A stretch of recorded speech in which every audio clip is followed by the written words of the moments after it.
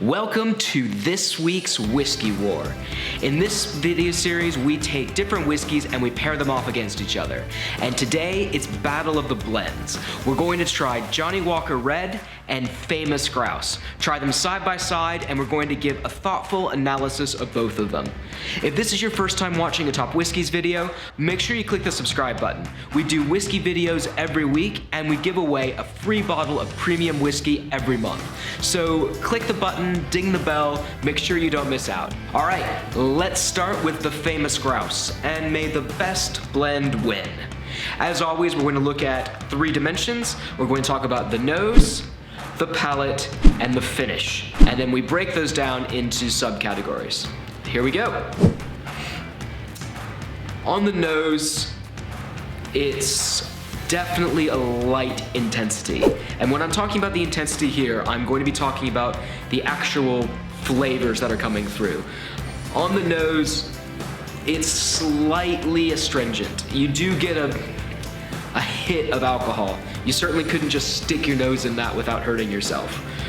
But if you get past that and you put the strong alcohol content to one side, you get more of light notes of sort of like the outside of vegetables. So like root vegetables, maybe like the outside of a banana, which I think is called a banana skin or a banana peel, if you will, but not the inside. Not the inside of the banana, just the outside.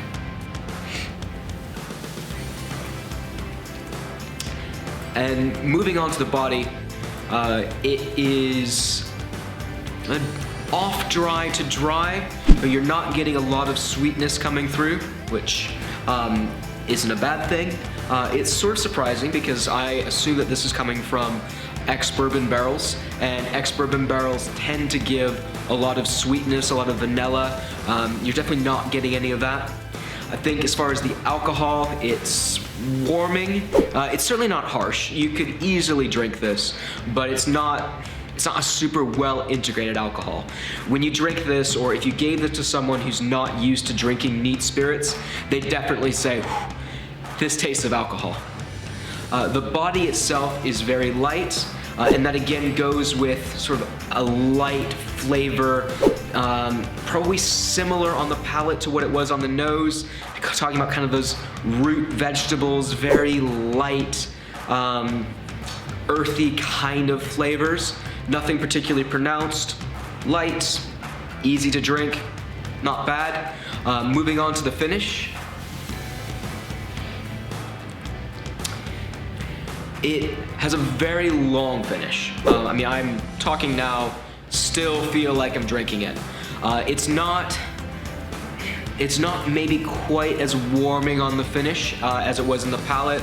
Maybe edging a bit closer to that harshness. Not unpleasant, but certainly long and simple. It doesn't have a lot of notes or a lot of additional flavors that it's bringing through, just a bit of that kind of whiskey harshness. All right, and let's now compare this to Johnnie Walker Red. All right, Johnnie Walker Red. On the nose, it's really easy to just get a good smell. It's medium intensity.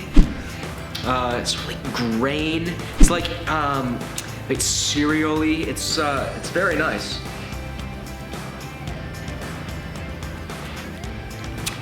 And moving on to the palate, it's probably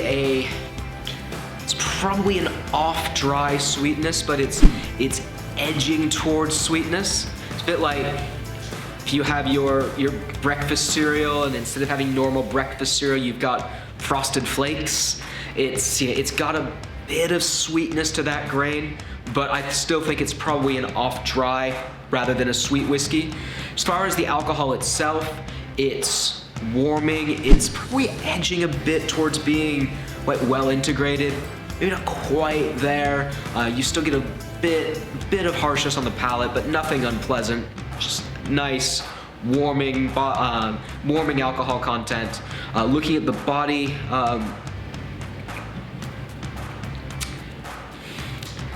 it's probably still in that light body, but it's pushing medium. It has a lot of flavors into it. It's pretty well integrated, and you can sort of see different things playing with each other, and that falls through into the mouthfeel. So it doesn't have a full body complex mouthfeel, but it's just starting to. So yeah, in between light to medium body. And the intensity is probably similar to the nose. It's a medium intensity also with a lot of those grains. So like I was saying, it's that frosted flakes. It's just a little bit sweet, but mostly the strong notes of grain and cereal coming through. Moving on to the finish. It's a medium finish, but like on the palate, it does feel like there are a couple of different flavors sort of playing with each other. I think that medium finish has some complexity, and it's very interesting to see kind of those subtle, nuanced flavors kind of carrying themselves through on your palate, and that then going straight through into the finish. So, boating rules, starboard, red, right, returning. Johnnie Walker Red is in my right hand. I guess your left from looking at me. Famous Grouse is over here. Starting to compare them.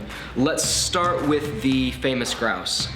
Like I was saying before, it is a very light whiskey, and there's nothing wrong with anything being light. I think though it's probably a bit one-dimensional. So we said it's got those kind of vegetable notes, that kind of root vegetable outside of a banana peel, very light. And there's nothing wrong with producing a light whiskey, but for me, if you're only going to have one note, it needs to be really nailed. And I don't think that the Famous Grouse has absolutely nailed that flavor. I also think maybe it is a bit astringent on the nose. So I think that Famous Grouse may be an acceptable whiskey. It's certainly not bad. There's absolutely nothing wrong with it. I just don't necessarily think it is a good whiskey to have neat. That said, it's mostly used in cocktails, and in a cocktail, it's fantastic because it's can take on some additional flavors from what you're mixing with. It's certainly not bad, but acceptable. Moving on to the Johnnie Walker Red. This was a really interesting whiskey. Like I was saying before, it's just kind of in between a couple of things. It's not quite off dry, but it's not quite sweet. It's not quite cereal, but it's not quite, well, sweet again. And again, there's nothing wrong with that. Similar to what I was saying about the Famous Grouse, if you're going to do two things, you need to do them well, and they need to be in really good balance. And I feel a bit like the Johnnie Walker Red hasn't quite nailed those two things. But again, some of the things that really stood out to me, the nose was really nice. That sort of medium grain that you get when you stick your nose in that is very good. I like the length of the finish, so that medium finish with a bit of complexity is enjoyable. I just don't think it quite has the balance perfect. So to me, Johnnie Walker Red is a good whiskey. Both of these I think are obviously fantastic for being mixed in cocktails.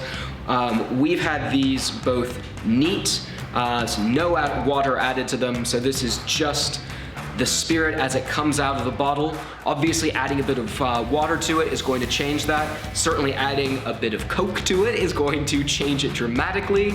But these are both really interesting whiskeys to try neat, and it also helps you appreciate what you're doing when you add them to a cocktail. Though obviously both of these are at pretty affordable price points. I strongly recommend you going out and buying a bottle of both and trying this kind of side-by-side comparison that we've just done. It's a good way to pick out different flavors, and by comparing them to each other, it might help you fine-tune and adjust your own palate. Let us know what you think of these two whiskeys in the comments down below, and remember to subscribe to Top Whiskies. We do new whiskey videos every week, and we give away a free bottle of premium whiskey every month. Thanks for watching.